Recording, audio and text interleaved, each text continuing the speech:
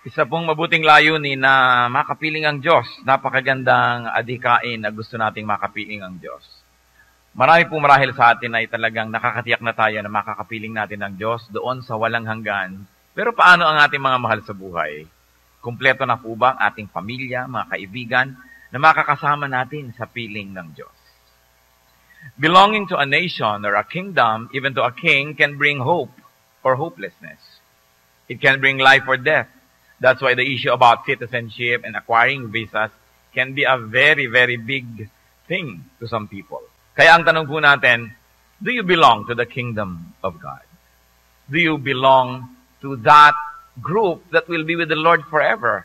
Have you seen the kingdom of God? And have your loved ones seen the kingdom of God? Ito pong ating pag-aaral, will your loved ones see the kingdom? Tulad ba ng mga anak ng Diyos, lahat ng ating mahal sa buhay ay makakasumpong, matatagpuan nila ang kaharian ng Diyos. Ama sa langit, humihiling kami po na bigyan nyo ng mensaheng simple, makapangyarihan, uunawaan at mailalapat namin sa aming buhay. Kayo po maging tagapagsalita namin. Yung mga dati na naming alam, lalo nyo pa pong ipaliwanag. At lalong-lalo naman yung hindi pa namin alam, ipaalam nyo po sa amin. Kinikilala namin, Panginoon, ang aming kawalan sa inyong harapan. We recognize that apart from you, we cannot understand any spiritual thing, any spiritual teaching. So we pray that you may enable us. Open our eyes, open our ears, open our hearts, so we may understand you. Teach us, Father. Give us wisdom, give us the skill to unlock the mystery of your word. Then give us a spirit that obeys. As we surrender to you, as we allow you to work in us, Lord, may you do your good work in us as well. Payapain niyo po kami ano man ang magiging hadlang para lubos kami makinig sa inyong salita, maunawaan namin ito at ma-apply sa aming buhay, ibinawak si namin. May it be worries, concerns, cares, even the effect of sin in our lives. We reject, rebuke, and drive away under the name of Jesus. And we pray that you may take center stage in our lives today, that you and only you will be the focus of our attention. And as we listen to you, our faith will increase and our life will be more righteous. Teach us, Lord. Lead us. Be the speaker. Use your servant only as your instrument, but be the speaker and the shepherd among your people. You are our God. You are our King. Lord Jesus, speak powerfully. Father, we ask you. We thank you in Jesus' mighty name. Will your loved ones see the kingdom? Lalo po tayo mga Pilipino, masyadong makapamilya, masyadong mapagmahal sa ating mga kaibigan. Gustong-gusto natin pag meron tayong na-enjoy, kasama rin ang ating pamilya. Pero tayo po na nakakakilala sa Panginoon, tayo nagsasabing people of the kingdom of God, madadala ba't kasama ba natin lahat ng ating mga mahal sa buhay doon sa paraiso? Balikan po natin ang isang kasaysayan na kung tutuusin ay gasgas na sa pag-aaral ng mga anak ng Diyos. Pero hinga natin ng Panginoon ng mga bagong mga insights at mga application ng kasaysayan na ito. John chapter 3, verses 1 to 2 and so on. Now there was a man of the Pharisees named Nicodemus, a member of the Jewish ruling council. He came to Jesus at night and said, Rabbi, we know you are a teacher who has come from God, for no one could perform the miraculous signs you are doing if God were not with him. So isa pong magandang tagpo, itong si Nicodemus, a distinguished man, a Pharisee. He belonged to the largest and most influential political party of during the times of the Lord. And he was a member of the Jewish council. It was the highest group presided over by the priest himself, the very high priest. So only very leading Pharisees could become members of the council. So kung Pharisee ka, kilala ka na sa lipunan, mataas na ang iyong kalagayan, at among sa mga matataas na yon yung kinakapili-pili, yun naman ang magiging members of the Jewish council. And this was the situation of Nicodemus. At hindi naman madali para sa isang taong tulad yung tinitingala, kinikilala, na pupunta kay Jesus na sa tingin ng marami ay kolorum. Sa tingin ng marami isang impostor, hindi naman nag-aral sa Bible school. Hindi naman natapos ng theology. Hindi nakatapos ng matataas ng mga antas ng pag-aaral, kaya yung mga marurunong, mga mayayaman at mga nagyayaman-yaman at nagdudunong-dunungan, They will do everything not to be identified with Jesus because he was from among the masses, he was from the people, therefore baduy, bakya, crowd. Ganon ang image. Then comes this very distinguished man to the Lord at night. And in all counts, he was a member of the elite, economic elite, religious elite, and political elite. But there was something worth looking into in Nicodemus. And it would be easy to suspect that he was a believer of the Lord. At the very least, willing to believe.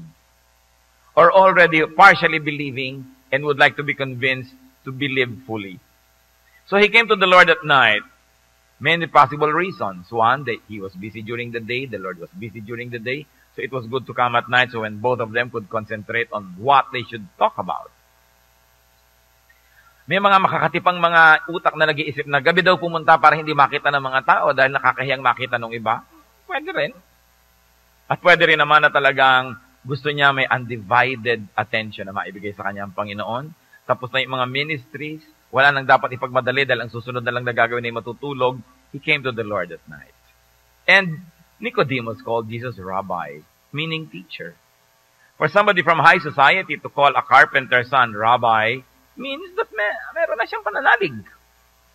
And he declared his belief, maybe initial belief, that Jesus is a teacher and definitely from God. Ang pinagbabasihan niya, miraculous signs. Kasi sila mga teacher din eh. May mga Sadducees, may mga Pharisees, may mga teachers of the law, may mga priests, mga turo naman sila ng turo. Ang pinagkaiba nitong si Jesus sa taga-Nazaret, may mga kasamang himala ang kanyang mga pagtuturo. Kaya ang sabi nitong si Nicodemus, surely you are not just one of us. You're different. You must be from heaven because you accompany your great teachings with miraculous signs which we cannot do. Marami naman pong ganun eh, marunong, nagpaka-PhD, nagtapos sa maraming mga paaralan, ang runong, magaling magpag-explain, magaling mag-aral, pero wala namang himala na kasama ang kanyang mga gawain. Ang mga tinuturoang makasalanan, nananatiling makasalanan. Ang mga tinuturoang tamad, nananatiling tamad. Yung tinuturoan niya naman hindi espiritual, hindi pa rin espiritual. Dunong lang ng dunong, walang himala. So maaring intellectual lamang yung power niya, pero hindi empowered by heaven itself. But this Jesus stood out. And Nicodemus knew that. Sabi niya, wala pong makakagawa ng ginagawa niyo kung hindi siya galing sa langit. Hindi lang kayo nagtuturo, may kasamang himala, may bunga ang inyong mga pagtuturo. And what are the lessons that we can glean from this encounter? First, that those who already have some faith in Jesus should come closer. Na yung mga naniniwala sa Panginoon, dapat lumapit pang lalo. Siya naniniwala na, alam na niya from heaven, tinatawag na niyang teacher, pero hindi sapat yon. Kailangang may laman pa siya. Pagka po tayo ay may nakitang isang maganda at mabuting bagay, dapat nating i-pursue. Dapat natin yan na hanapin at ituloy ang paglago natin doon. You know, some people know a little but do not pursue Jesus. Marami naman eh. Ang dami-dami pong tao kahit sa ating bansa, meron ka bang alam tungkol kay Jesus? Meron. Hindi ba siya ay ipinanganak na ganito? Sa sabsaban? Hindi ba siya ay naipako sa krus? Pero hanggang doon na lang. Our little knowledge of Jesus must encourage us to pursue so that we can know more, and knowing more, we can believe some more. Some people believe but do not pursue the truth. Therefore, they are not able to believe enough. So we can learn from Nicodemus, who was already a Pharisee and a leader, but still humbled himself and tried to get closer. Then tuloy ang kanilang usapan, John chapter 3, verse 3. At sinabi ni Lord itong to be famous sentence na ito. In reply, Jesus declared, I tell you the truth. No one can see the kingdom of God unless he is born again. Akala ng iba yung pagiging born again ay bagong uso. Hindi, ang Panginoon mismo sa kanyang sariling labi lumabas ang mga pangungusap na ito na ang kailangan ng tao ipanganak na muli.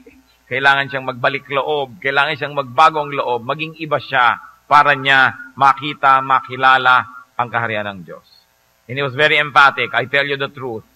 Kung tatagalugin natin, sabi ni Lord, sa totoo lang, walang maliligtas kung hindi siya ipapanganak na muli. So you will never see the kingdom of God. And what is the kingdom of God?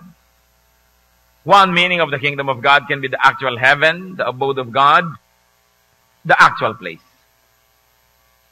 And yet another meaning of the kingdom of God, which many people miss, is the Spirit of God that characterizes and fills that actual place, which can be here now. So pag pinag-uusapan po yung kingdom of God, maaring yun yung langit na ibababa, yung langit na mapa sa amin ng kaharian mo, the kingdom which is yet to come, the heaven, the new heaven which will be brought down to earth, na inaantay ng mga namatay na at pag naghari na si Jesus. Pero meron pa pong isang meaning ang kingdom of God, yung essence, yung wisdom, yung ways of God that we can feel and we can know now. Kaya sabi sa Luke 17:20-21, once having been asked by the Pharisees when the kingdom of God would come, ibig sabihin yung literal, physical na langit, yung kaharian ng Diyos, Jesus replied, the kingdom of God does not come with your careful observation, nor will people say, here it is, or there it is, because the kingdom of God is, church, within you. In other words, there is such a thing as a kingdom of God which is to come, but even now, if it's not here yet, the kingdom of God can have an advance party in your spirit. So kung ano yung kalagayan sa kingdom of God, peace, love, harmony, pwede nang maghari yun ngayon sa tao, pwede na mag-umpisa sa kanyang puso. The kingdom of God. Kaya kung minsan pag sinasabi ni Lord, in fact, the kingdom of God has come, nagtataka yung mga iba, bakit wala pa yung mga anghel, wala pa yung mga trompeta, wala pa yung mga ulap? Ang sinasabi ni Lord, yung spiritual kingdom which is in the heart. So dalawang meanings of the kingdom of God. The two types, the kingdom that is to come, and the kingdom that is here and now, readily available if you're already spiritually attuned to Jesus. And the people of God had better distinguish between the two types of kingdom whenever it is mentioned in Scripture. Minsan nakakalito kasi bakit sinasabi ni Lord, now the kingdom has come, pero wala pa. Yung pala, sa puso, pwede na. Kahit wala pa yung langit, wala ka pa sa langit, narito ka pa sa lupa na mala-impyerno, pwedeng maging makalangit at halos ay malalangit ang iyong buhay mo. Kung naghahari na sa iyong puso si Kristo, ang kapayapaan, yung contentment, yung love, yung forgiveness, the kingdom has come to you. Although it's still something to come to other people. What else can we learn from the encounter? Do not measure spiritual things by physical standards. We've got to deconstruct our earthly knowledge and wisdom to accommodate spiritual truth. Kumisan po ang korte ng ating utak is so solid and so sure and so permanent. Hindi tuloy pumasok-pasok doon, hindi mapagkasya yung mga bagay na may kinalaman sa Diyos because we like to measure spiritual things with the way we measure everything else.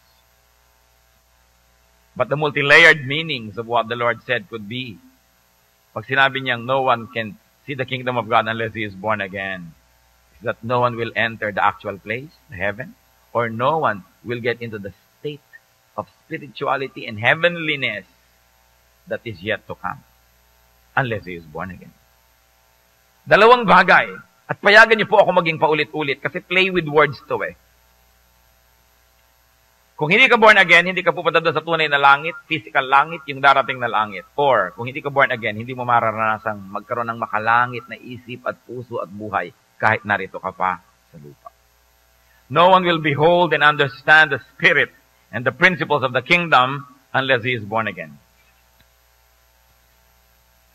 Para maunawaan natin ang mga pinagsasasabi ni Jesus, para maunawaan natin itinuturo niya, dapat ka munang ma-born again. Kasi kung hindi ka born again, you will never have the keys to understand, to open, with which to open these seemingly unopenable doors. So hindi pwedeng intellectual exercise lang yan. Sasabihin, diba, sige, ipaliwanag mo ng ipaliwanag yung, sa akin yung mga turo na yan para maniwala ako kay Jesus. Teka po, baligtad. Maniwala muna kayo. Ma-born again muna kayo para nyo maunawaan. Because unless you are born again, you cannot see the kingdom of God. You cannot either be saved or you cannot understand the concept of salvation. You cannot really fully comprehend it unless you are born again first. So huwag niyo po akong pagpaliwanagin at hahanapin niyo na darating ang puntong maniniwala kayo. Hindi pwedeng maunawaan ng utak lang ng tao ang bagay ng mga espiritual. Kailangan mo na siya maging espiritual para niya maunawaan. So So sabi ni Lord, kailangan mo born again ka muna para makita yung kingdom. Kaya may mga tao, o sige, ipaliwanag nyo sa akin yung turo ng mga pastor nyo na yan, at pagka ako'y nasiyahan, tsaka ako attend, tsaka ako maniniwala. Aba, hindi na ho kayo maniniwala kahit kailan.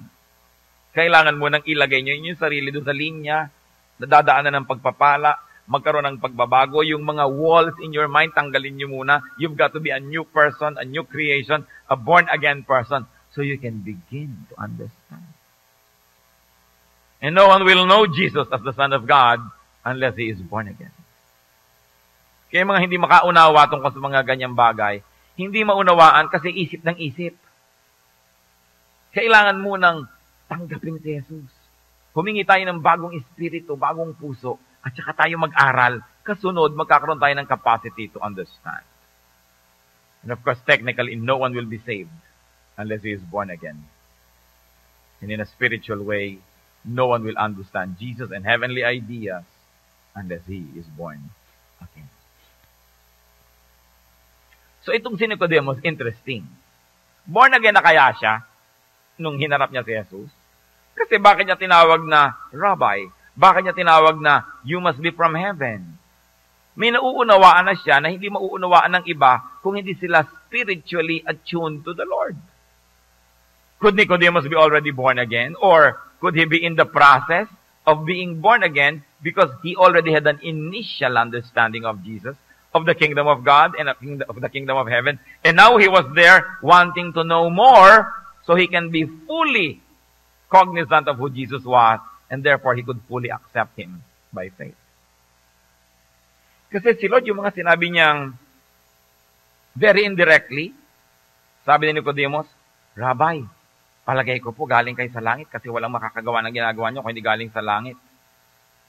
Sabi ni Lord sa kanya, indirectly, alam mo, hindi mo masasabi yan kung hindi ka born again.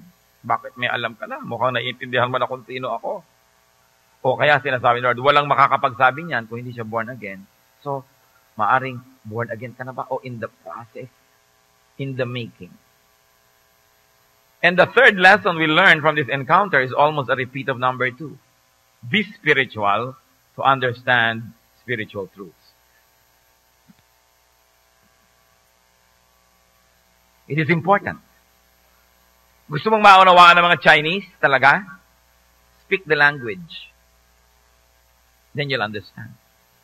You want to understand the Filipinos? Speak their language because there are many ways to understand them through the words they say, through how they say things. So, you want to understand spiritual things? First, be spiritual. Kaya po marami mga intellectual, pero hindi spiritual. Marami mga Bible scholars, alam lahat ang pasikot-sikot ng Bible, alam lahat ang mga sinasabi ng mga verses, pero hindi spiritual ang buhay. At wala mga bungang spiritual. Kasi hanggang utak lang. Ang sinasabi ni Lord, aba, hindi pwedeng maintindihan niya ng ganyan lang. Kailangan sasakay ka ng lubos, papasok ka dun sa system, and then you will understand. Sapagkat ang mga spiritual na bagay hindi na pag-aaralan, yan ay ipinagkakaloob ng Espiritu ng Diyos. Kaya patiga ang panalangin, hindi naman natin lubos na nauunawaan, kaya ang tunay na panalangin talaga yung led by the Spirit. Sa Romans 8:26-27. In the same way, the Spirit helps us in our weakness. We do not know what to ought to pray for, but the Spirit Himself intercedes for us with groans that words cannot express. And He who searches our hearts knows the mind of the Spirit, because the Spirit intercedes for the saints in accordance with God's will. Maraming possible readings ito. Isa sa mga yan, hindi mo naman alam talaga kung anong dapat mo ipag-pray eh. Dahil hindi po ba sinasabi, if you pray according to God's will, He hears. Therefore, true and effective prayer is that which is done in accordance with God's will. Question, do you know God's will? No. We have an idea, a general idea of what God wants to happen, pero specific will. Ang papakasalan mo ba si Antonio o si Rico o si Dalmasio? You don't know, wala sa Bible eh. You don't know what the perfect will of God for you is. Ang gagawin mo bang negosyo ay magtatayo ka ng palaisdaan o ng scrap shop o magtatayo ka ng computer store? You don't know. And when you pray, how do you now pray powerfully? Sabi, the Spirit helps you. Sinasabi sa'yo ng Holy Spirit, itong ipag-pray mo, ito ang will ng Father.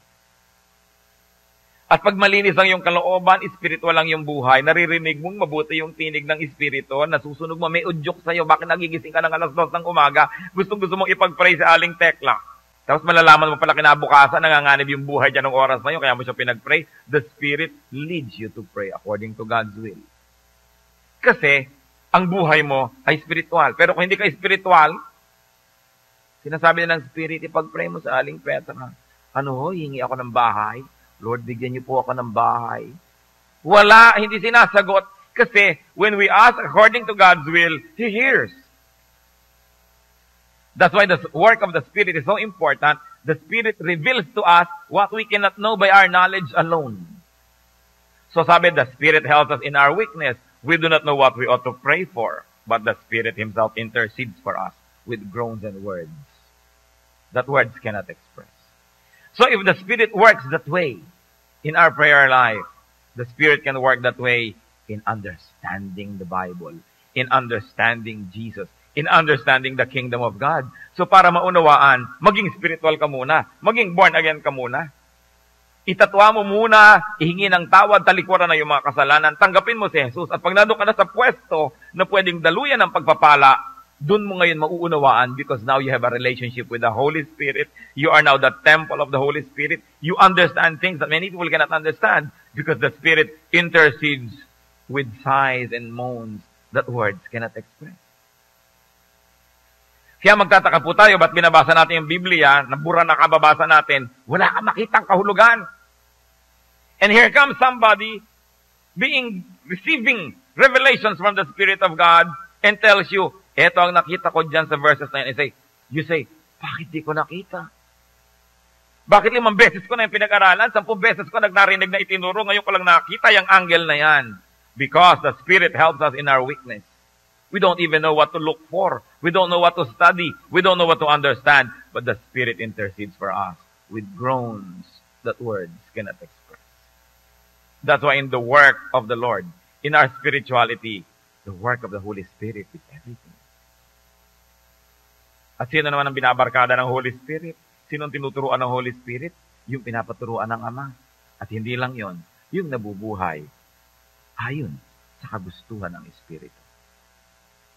Kaya mahalaga sa prayer life yung holiness, yung righteousness. Sa pagsasaliksik ng salita ng Diyos, yung hinahanap mo talaga yung siya. Hindi dahil gusto mo lang magpasikat, gusto mo maging marunong, gusto mo manalo sa argumento, aral ka ng aral, runong ka ng runong, pero ang puso mo ang layo sa Diyos. Hindi yun ang spiritualidad. And the Lord said, unless a man is born again, he cannot understand these things. You've got to be new. So you will be ready to receive new things. Sabi niya, yan bang mga alak ay sinasalin mo, bagong alak, isasalin mo sa mga lumang mga lalagyan? No, bagong lalagyan para hindi sumabog. Malinis na tubig, ilalagay mo sa maruming lalagyan? No, dapat bagong lalagyan din, bagong tubig. Bagong knowledge, bagong spirit, bagong work. That's why you must be born again. Religion will not do. Religiosity will not be enough. You've got to have a new spirit. So tuloy ang usapan nila sa John chapter 3, verse 4 this time. Sabi ni Lord, you must be born again. How can a man be born when he is old? Nicodemus asked. Surely he cannot enter a second time into his mother's womb and be born. May pinanggagalingan itong Nicodemus na ito. Sa kanila po kasi yung phrase na yan, yung meaning ng born again is mga Gentile na naging Jew. Tumanggap sila ng salita ng Diyos, naging Jew. Na born again, yun ang tanggap nila dyan sa word na yan. So sabi ni Nicodemus, Jew naman ako, Jew na ako dati, paano pa ako mababorn again? Magja-Gentile ba muna ako para maging Jew ako uli? O paano ba yan? Ipapanganak ba ako uli na ibang tao para iluwal na naman ako para maging iba? You know, it was a direct question, a very provocative statement that sought an answer and a response. So, ang learning natin dito na naman, ask to learn. Nicodemus asked to learn, not to challenge. He was subordinating himself to Jesus. He was asking for siguro to confirm what he already previously thinks to be so, or he's really searching for new answers. And he might be willing to replace his old mindset with a new answer that he might understand from the Lord. Sabi niya, how can a man be born when he is old? There are many readings. Jew na ako, paano pa ako magiging Gentile para lang mag-convert, para maging Jew? Pwede pa bang mangyari yun? O pwede rin niyang sabihin, literally, paano maboborn again ang isang tao kung matanda na siya? Papasok pa ba siya sa sinapupunan ng kanyang ina para siya ipanganak na muli? But surely that is not the main reason he was saying these things. Kasi pareho naman silang matalinong tao, bakit sila mag-uusap sa napakababang antas? So surely these are symbolisms. Then John 3:5-8. Jesus answered, I tell you the truth. No one can enter the kingdom of God unless he is born of water and spirit. Now the plot thickens. Nagkaroon pa ng water and spirit. Flesh gives birth to flesh, but the spirit gives birth to spirit. You should not be surprised at my saying, you must be born again. The wind blows wherever it pleases. You hear its sound, but you cannot tell where it comes from or where it is going. So it is with everyone born of the Spirit. Parang lalong kailangan ng maraming katalinuhan at pagpapala para maunawaan ang pinag-uusapan ng dalawang ito. So the Lord engaged Nicodemus, and the Lord answered the question. And he elaborated, to enter the kingdom of God is to be born again. And to be born again is to be born of water and spirit. Sabi pa ni Lord, flesh gives birth to flesh. Spirit gives birth to spirit. In other words, the Lord was saying, you want to enter the kingdom of God, hindi pwedeng worldly ang usapan natin. Kailangan spiritual. So huwag mong gamitin ang mga worldly reasoning mo. Kailangan maintindihan mo ito from a spiritual level. Kasi kung worldly ang reasoning mo, ang magiging bunga lang yan, puro worldliness. Hindi ka makakaakyat sa kingdom of God. So ibahin natin ang takbo ng usapan, ibahin natin ang rules of the game, ibahin natin ang logic. Kailangan spiritual. Because the kingdom of God is not of flesh. It is a spiritual one. Because of that, the way to it, the way to understanding it, is not by knowledge, not by flesh, but by the Spirit. Meaning being spiritual. Therefore, kailangan ng tao spiritually reborn. Everyone born of the Spirit, everyone spiritually reborn, sabi ni Lord, is like the wind. You cannot see it, but you know it is there. So, pagka daw ang isang tao na born again, ang kanyang espiritu, ang kanyang lahat-lahat, may nalalaman na hindi mo maipaliwanag. Alam mo nandyan, pero hindi mo alam kung saan galing, saan pupunta. Pero alam mong nandyan. And it is only discerned from the heart. So another lesson we can learn is that the way to God's kingdom is a spiritual one. Not intellectual only, not physical and material only, but a spiritual one. Ano pong ibig sabihin nun? I like to go to God's kingdom. Hindi pwedeng daanin ko lang to sa patalinuhan, sa mga argumento. Kailangang maranasan ko ang Diyos sa espiritual, malalim, at personal na paraan. Nalilito ba kayo? Kakalito, di ba? Hindi kayo nag-iisa. Dahil sabi ni Nicodemus sa John 3:9, how can this be? Nicodemus asked, ano ba itong tinatakbo ng usapan ho natin?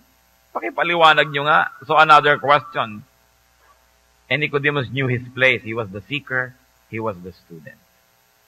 Kaya pinaalala ni Lord, John 3:10-15. Tuloy natin ang basa. At kung may nalilito sa inyo, huwag mo na kayong susuko. Hang on and ask God, Lord, reveal to me. Sabi ni Lord, you are Israel's teacher and you do not understand these things. I tell you the truth. We speak of what we know, and we testify to what we have seen. But still you people do not accept our testimony. I have spoken to you of earthly things, and you do not believe. How then will you believe if I speak of heavenly things? No one has ever gone into heaven, except the one who came from heaven, the Son of Man. Just as Moses lifted up the snake in the desert, dumami na naman ang karakter, nagka-snake pa. So the Son of Man must be lifted up, that everyone who believes in Him may have eternal life. Hindi po madaling pag-aralan tong John 3. Maraming level ang pag-uusap nila, kumbaga sa kakanin, sapin-sapin. Iba-ibang mga layer. Kaya kung nasan kang layer, yan lang ang kaya mo maintindihan. Kung marami ang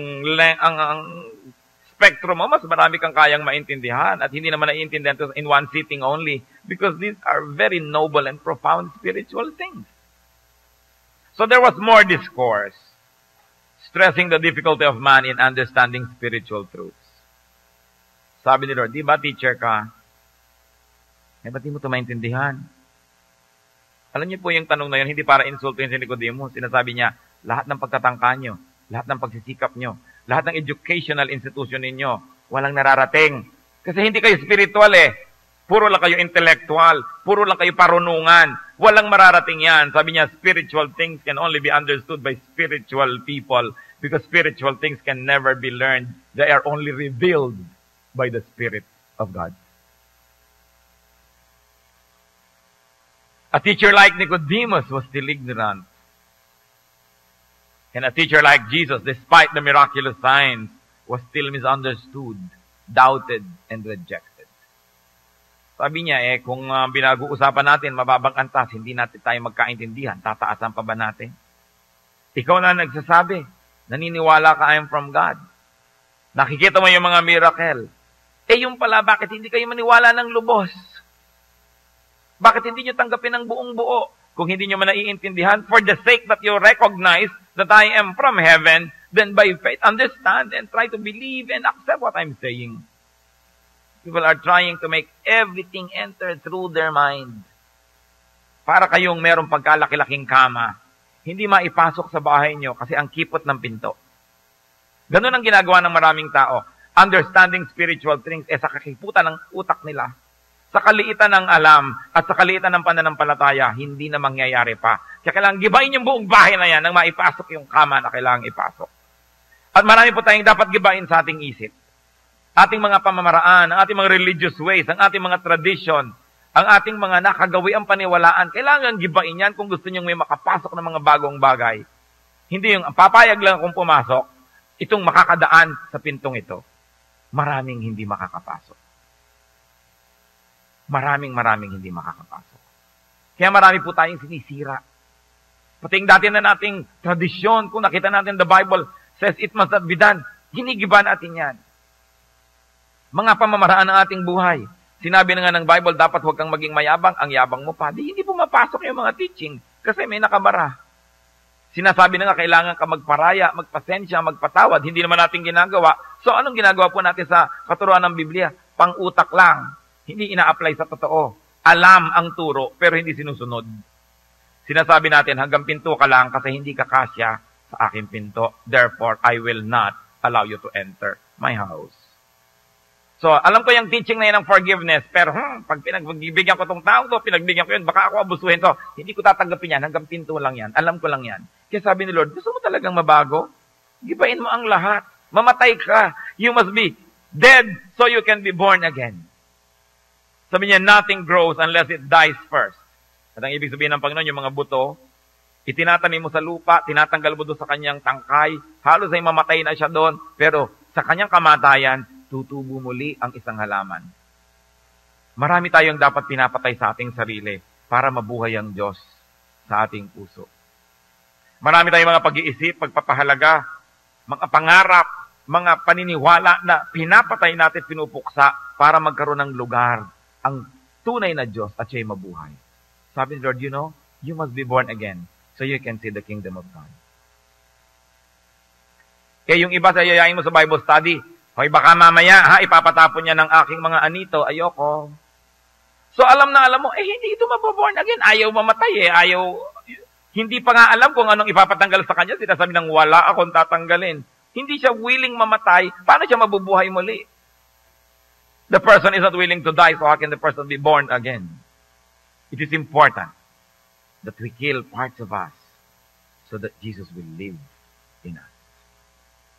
Kaya sinasabi, I die, you live. Live in me.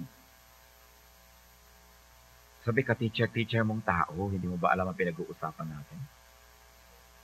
At lalong ipinakadiin-diin ni Lord sa verse 13, no one has ever gone into heaven except the one who came from heaven, the Son of Man. So, in other words, the Lord was saying, only he who came from heaven can go to heaven. Therefore, only those who will go with and be taken by Jesus can go into heaven. Sabi niya, yun lang galing sa langit ang makakapunta sa langit. Ako lang ang galing doon. Ang makakarating lang doon ay yung isasama ko.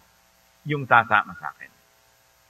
In other words, para kita isama, kailangan kang mamatay at ako'y mabubuhay sa iyo. At dahil ako'y nasa sa iyo na, papasok ka na sa langit. Pero yung ikaw buong buo as you are, gusto mong pumasok doon, off limits, hindi ka pwede doon. You've got to die. You've got to die to your old self. And let me live in you. Then I can take you to heaven. How can people go to heaven? How can people see the kingdom of God? In our everyday language, we mean, how can we be saved? By being born again. So, teka na, ipaliwanag na po ba talaga kung anong pagiging born again? It's by believing in Jesus. Dahil sabi sa verse 15, that everyone who believes in Him may have eternal life. If to be born again is to have eternal life, is to believe in Him is to have eternal life. Therefore, to be born again is to believe in Jesus. Simple mga mathematic formula. No? Whatever you do on the left side of the equation, you do on the right. If A is equal to B, if B is equal to C, then A is equal to C. So to be born again is to see the kingdom of God. To believe in Jesus is to see the kingdom of God. Therefore, to be born again is really nothing but to believe in Jesus. So, ang sinasabi, Lord, you want to go to heaven? Believe in me. You must be born again. Kaya lang, meron pang problema. To be born again is by being born of water and of spirit. Ano na naman yan? Elaborate teachings were born out of this water and spirit idea. What does it mean? What can it possibly mean to be born of water? Water kasi, what do you think of water? Whenever you think water, can you think baptism? To be born of water ba is equal to baptism? Because baptism is equal to repentance. And repentance is equal to cleansing. Therefore, to be born of water, sinasabi lang ni Lord, you must be born of water. In other words, kailangan ka ma-cleanse. How? Kailangan ka mag-repent. Anong symbol ng repentance? Baptism. That's why baptism is always part of an important ritual. Hebrews 9:22. In fact, the law requires that nearly everything be cleansed with blood. And without the shedding of blood, there is no forgiveness. If going to be heaven means being forgiven first, how can I be forgiven? By the shed blood of Jesus. And how can I be cleansed by the shed of blood of Jesus? By believing in Him. And what is the symbol of that? Repentance, baptism. Acts 2:38, Peter replied, repent and be baptized, every one of you, in the name of Jesus Christ, for the forgiveness of sins, and you will receive the gift of the Holy Spirit. So could it mean that to be born of water is to be baptized, meaning really to repent, meaning really to be cleansed? Remember, baptism is just a ritual. It doesn't save. But if it means an inner truth that you have repented and been cleansed, then it becomes important. And then sabi, you must be born of spirit. Could it be equal to being forgiven, being renewed, and being given a new spirit? Sabi sa 1 Corinthians 6:11, referring to former sinners who have become believers, that is what some of you were, meaning you were sinners. But you were washed, you were sanctified, you were justified in the name of the Lord Jesus Christ, and by the Spirit of our God. At sa Ezekiel 11:9, I will give them an undivided heart, and put a new spirit in them. I will remove from them their heart of stone and give them a heart of flesh.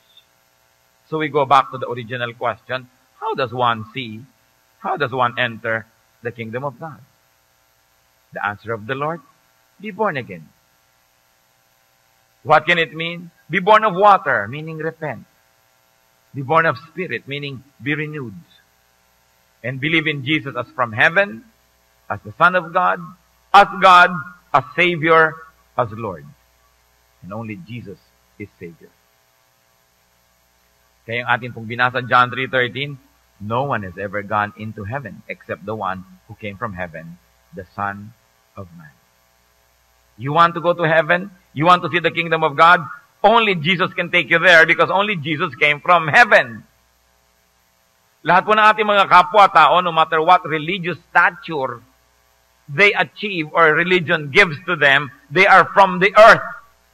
Kasi tao lang sila. And while Jesus is human, Jesus is divine as well. Hindi tayo kayang iligtas ng kapwa-tao lang. Hindi ka pwedeng tumawag sa kapwa-tao lang. Hindi ka pwedeng magdasal sa kapwa-tao lang. Kahit na nabuhay na siya at namatay ilang libong taon na ang nakalipas o several hundreds of years. At siya ay dumaan sa mga ritual-ritual na binigyan siya ng kung ano-ano mga religious title. Tao pa rin yun. Only he who came from heaven can go back to heaven. And therefore, only those who will cling to this one who came from heaven can go to heaven. Kaya sabi sa John 14:6 ni Lord, Jesus answered, I am the way, and the truth, and the life. No one comes to the Father except through me. How can you go to the Father through someone else? Eh si Lord lang yung from the Father. Siya lang ang pwede mong daanan to the Father. Kaya meron naman mga iba, ini-ignore nila si Jesus. They go directly down to the Father. How can the Father receive you? There is no common denominator. The Father is divine, you are human. Walang transformer.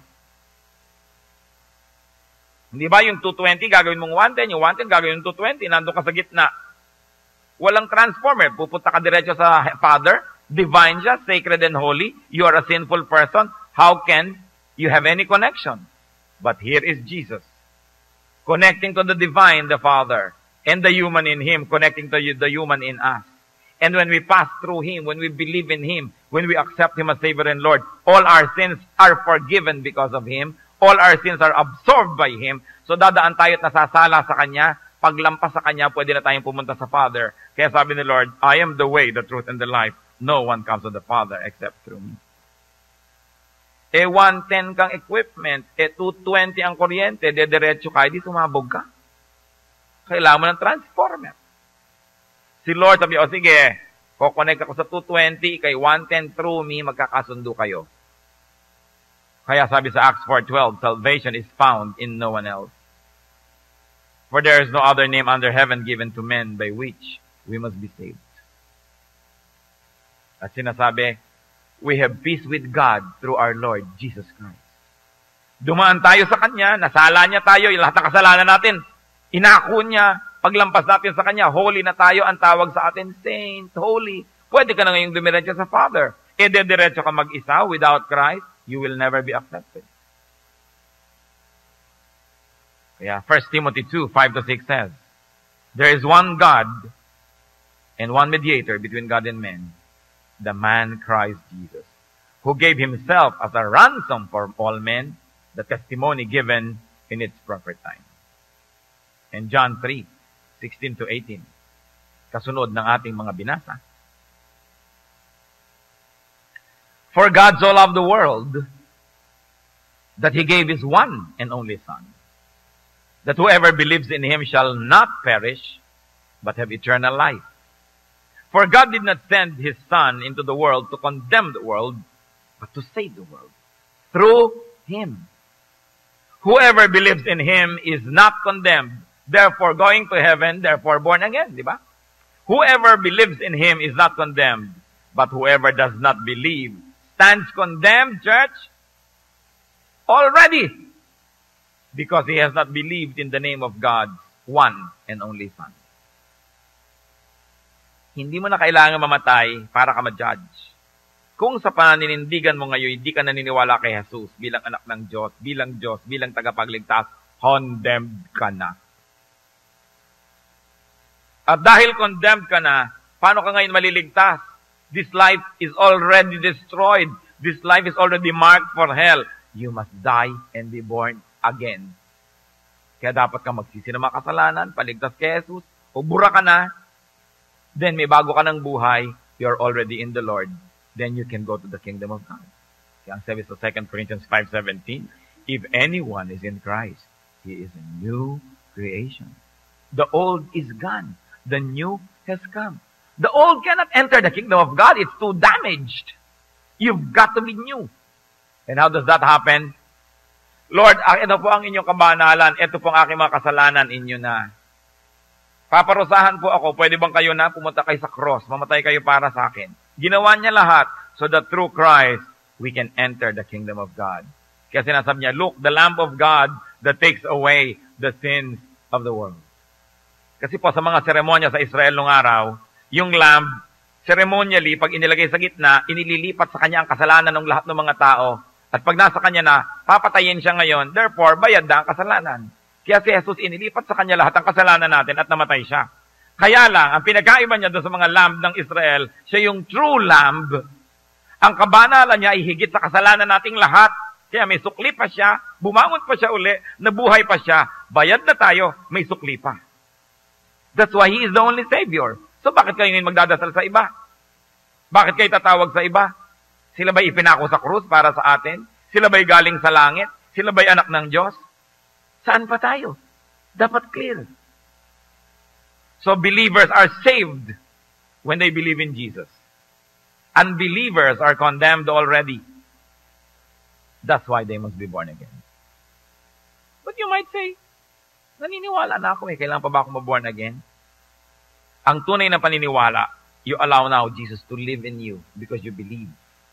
So kung hindi pa, head knowledge pa lang ang paniniwala mo, gawin ng totoo, gawin ng kumpleto, you must be born again.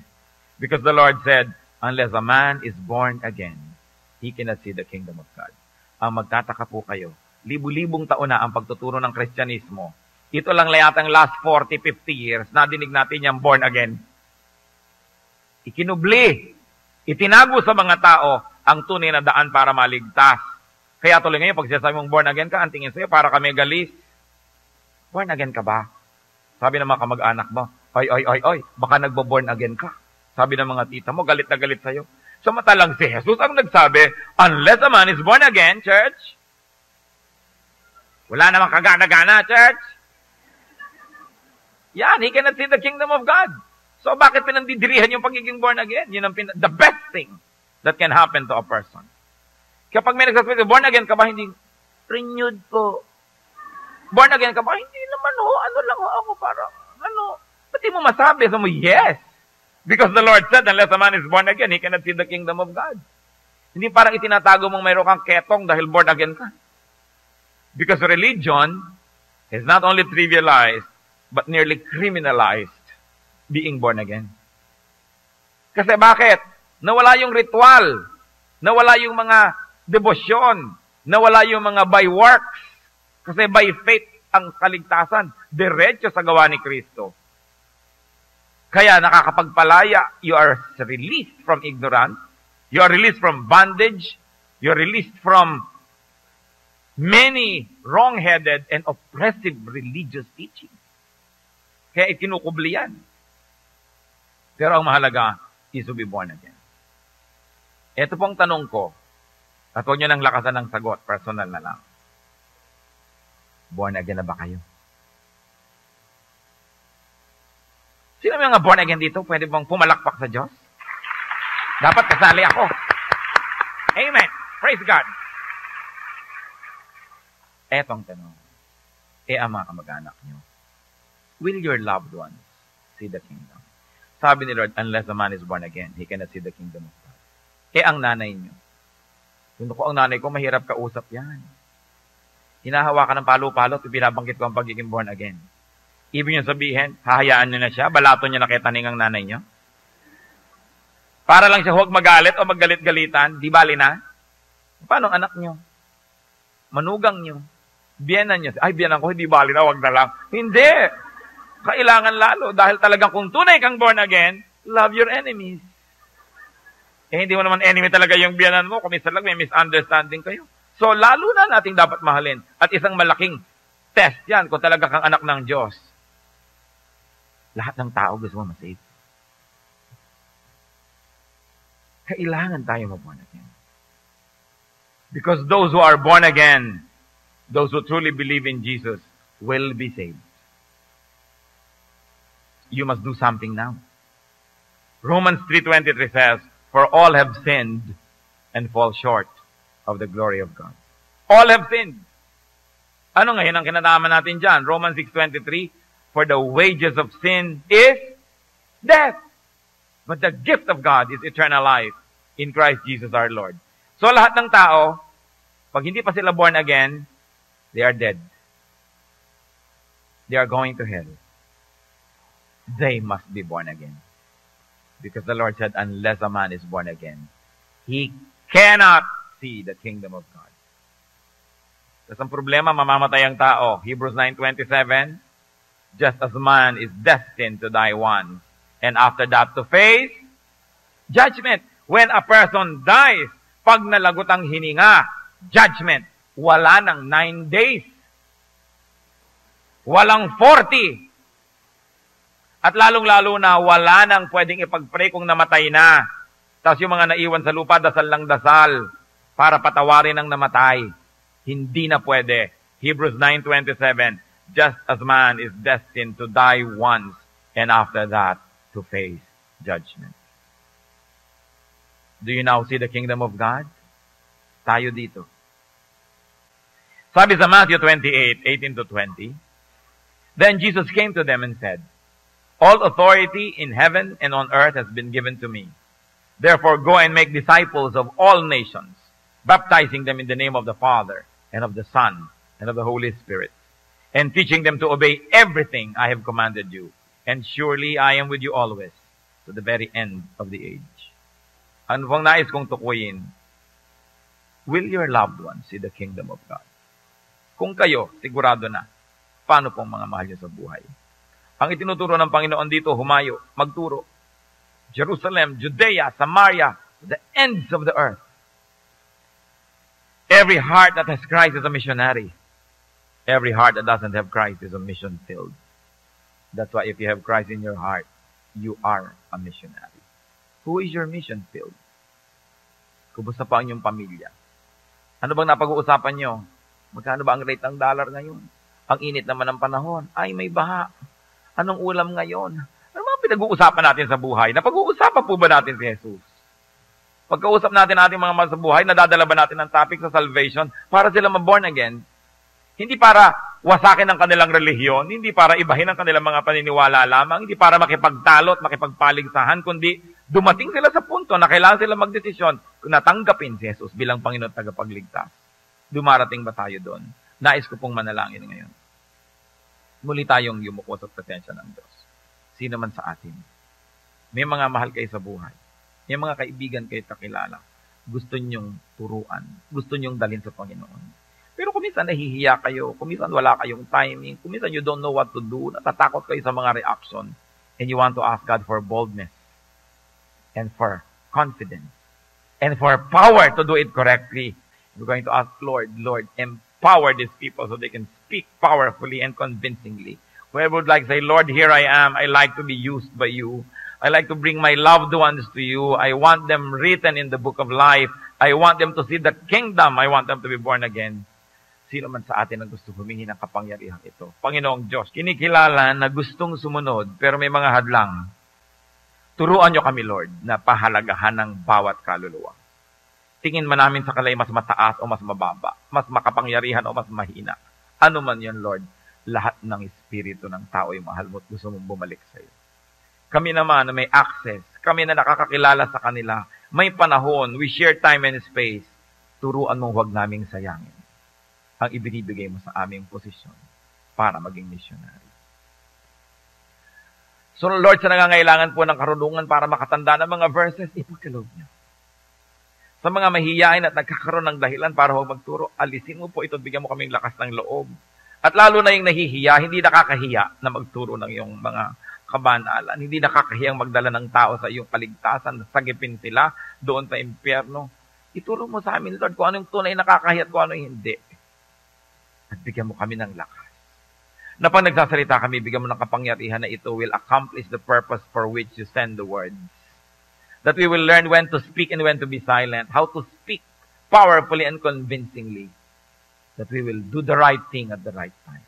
Lord, as your people stand before you, release blessings, release empowerment. Turn us into powerful missionaries. We seek you. We thank you, Father, in Jesus' mighty name. Salamat, Panginoon, sapagkat kayo ang magbibigay ng kapangyarihan sa amin na magdala ng mga tao sa iyong paanan. We know, Lord, that people need you. Father, we know that people need Jesus. People need the Lord. Teach us so we can bring the Lord to them and we can bring them to the feet of the Lord. Praise you, Lord. Praise you, Father. In Jesus' mighty name.